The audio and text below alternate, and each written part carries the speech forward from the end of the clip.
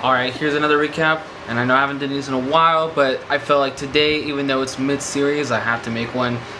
Holy shit, was today's game a little frustrating, and not by just a little bit. Our staff's ace just threw a clunker. This is the second time, I think just this month, that he couldn't even get through the 4th inning, let alone his usual 5 innings, like minimum.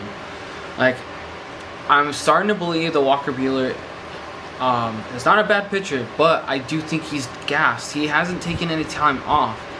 And I'm no major league pitcher, but to think you're doing that every other 5th day, along with doing bullpens, I know you're getting paid millions and millions of dollars to do this and you're a professional, but your body's going to be fatigued, and sooner or later it's going to succumb to fatigue, tiredness, and possibly like slight injuries and soreness, and that's just something we can't afford doing right now going into the playoffs. But that said, his stat line for today, I'm going to pull it up. It's going to be heartbreaking to read.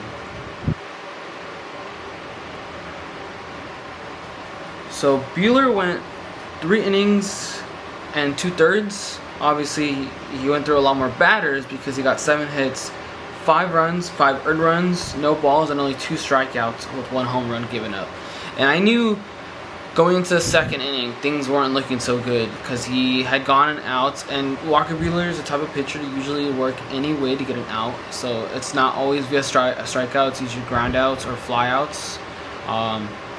But I knew going into the 2nd, when he didn't have any strikeouts and Marquez did have strikeouts, there was something up. And not to say that he was injured or anything, but you can tell that he was having to work the counts a little harder, and it just wasn't like a normal outing for Buehler. He ended up going 74 pitches with 49 of them being strikes, the rest being balls. And like I said, he already had that stat line. Brule went right after him, got that 1 hit, 1 run, and 1 earned run. So, unfortunate. Gradall came in after him. 1 hit, 2 strikeouts. Knebel, 1 strikeout. Vesia gave up that, well, it looked like a grand slam, but I'm not too sure. Vesia.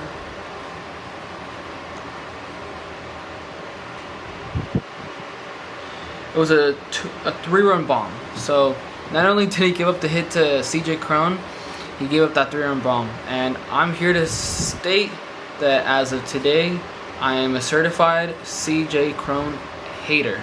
I despise everything this man stands for. I don't know what his religion is, but I'm not a fan. I don't know what his favorite food is, but I hate it. I don't know what kind of car he drives, but I'm assuming it's the worst kind of car, and I hate it.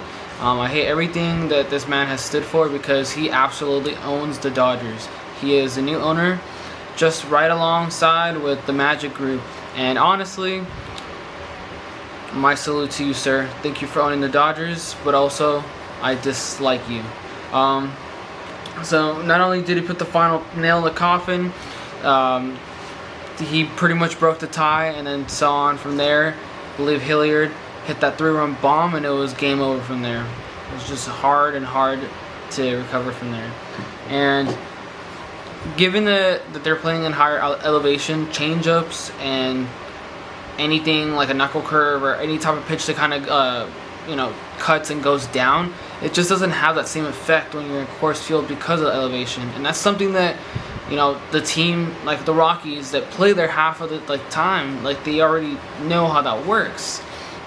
And given Dodgers staff is really relying on a lot of their secondary pitches, i.e.